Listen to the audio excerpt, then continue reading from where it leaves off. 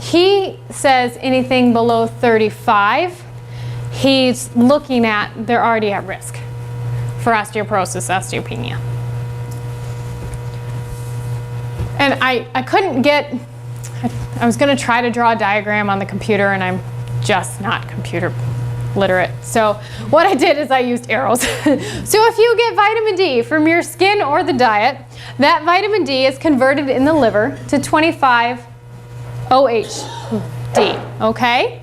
Then that goes through the kidneys through an enzyme called 25-dihydroxy vitamin D, and that's turned into the active form of vitamin D, which is 125-dihydroxy D. This 125-dihydroxy D is what's regulated by the parathyroid hormone levels. Something that's an off side here. Do many hear about parathyroid? Okay. We know about the thyroid. We hear a lot about the thyroid and how the thyroid affects our metabolism and how the thyroid balances out our hormones and keeps us warm. The parathyroid sits behind the thyroid, and really the most we know about it through research is that it regulates our calcium levels. It's completely independent from the thyroid, and that if you're exhibiting signs of deficiency of calcium, they think that possibly it's because your parathyroid has gone bad. So one of the recommendations is to take it out. But what they don't say is that when you get in there, it looks just like the thyroid. So they're saying you have to be very careful to get it out because it's fatty, just like the thyroid. So how do you know you got it? And when they take out the thyroid, do they leave the parathyroid? I don't know.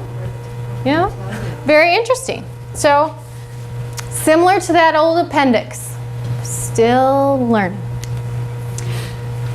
So vitamin D, if we don't have adequate vitamin D in our system, and this is where it's scary, it doesn't matter how much calcium you're taking in through diet or supplements, if you don't have that adequate vitamin D, only 10 to 16% of what you've taken in is absorbed. Is everybody thinking, wow, where is all my calcium going? Woo.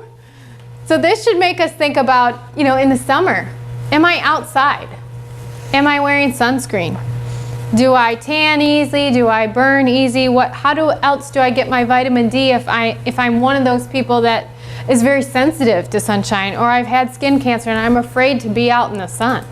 You know, this is where your supplementation helps. Now, with looking at dosages, when you're trying to build up without having vitamin D levels, Dr. Hollick recommends in between 1,000 to 2,000 IUs a day, and we think that's a little low for this area. I usually recommend between 4,000 and 5,000 a day in the winter if I'm seeing symptoms. Mm-hmm. Same? Yeah, definitely. And that, by the way, is only about 20 minutes of sunshine. Yep. So some doctors think, oh, you're really into toxic territory, but these are the same doctors that, well, never mind. And the great thing about being out in the sun, has anybody ever thought about, how come I don't get toxic being out in the sun if I produce vitamin D in my skin from the sunshine? Has anybody ever thought that? The sunlight also turns off vitamin D if you have enough stores. Very neat. And this I thought was shocking. Greater than 50% of women on osteoporosis medication have suboptimal levels of 25-OH vitamin D, which is what we test in the blood. That is scary, because if you're on the osteoporosis med, and the osteoporosis med is supposed to be saving you from losing your bone, but you're taking in calcium, you're taking these supplements, and you're lacking on vitamin D, we're still losing bone. We're not building strong bone. We're laying down more of a chalk. Yes? Ca is the symbol for calcium. Yes, ma'am. Sorry. Somebody thought it was California at one point. I'm sorry. I sometimes shorten things. Food sources of vitamin D. Now, vitamin D isn't found in a lot of food sources that I could find. Now, cod liver oil in a tablespoon gives you 1,360 IUs. I know. I'm getting some bad faces. Who got shoved to cod liver oil down their throat when they were younger? I can't take it now. I sit there and I go, ooh. That's 340% of your daily value that you would need. Tuna fish, and this is canned, 3 ounces in water. not oil.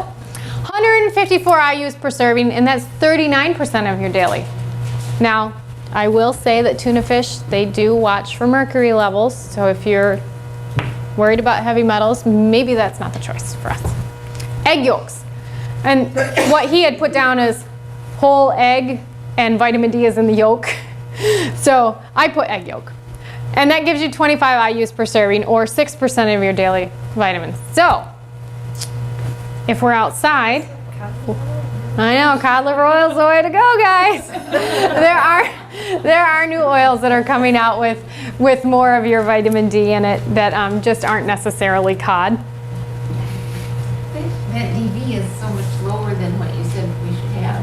Mm-hmm. Mm-hmm. So that's not 340% of what we should have, right? I mean, No, this is what it's saying of what the FDA recommends of your daily values. Okay, sorry, I should have clarified. Same as the calciums. Now, being a female, my love is hormones, and why do our hormones work, and why do we get this way, and why are we up and down? And what I wished is when I was younger that my doctor would have told me all the things that birth control might have created problems with, so then I could have made an educated decision on why, or whether I wanted to because of cramping or whatever. So I've been going over research, and I found a lot of research that was very interesting on hormone replacement therapies, oral contraceptives, on what it does to bone mineral density. And this was taken on ages between 16 and 44, and they were done over a period of 3 years. DMPA is a progestin-only hormone, and this is what most people know as Depo-Provera. It's a shot. And what they did is they tested at 6-month intervals all the way through for those 3 years, and what they found is that women who were on this progesterone only lost 5.2% bone in the femoral neck. That's hip, okay? They also lost 3.7% out of their lumbar spine. This is when we're supposed to be building the most bone, and we're losing it. How are we gaining it back? The oral contraceptives, this is an estradiol. It's a very low dose, 20 micrograms. The femoral neck, they lost 1.3% over the 3 years. And in the lumbar spine, we lost 0.5%, so 0.5%. But this still is a loss compared to when we're supposed to be gaining the most. Now, non-hormonal contraceptives, we gained over 3 years, 0.6%. And in the femoral neck, and 1.9% in the lumbar spine. Now, of course, when you look at research and you're extrapolating and you're seeing what they've done, now it wasn't looking at what their dietary intake was. It wasn't looking at how much exercise they were doing. It was just looking at the type of the hormone replacement that they were using. So had they been exercising and eating something other than the standard American diet, would we have gained more? Gosh, I hope so. Were we vitamin D deficient? We didn't test.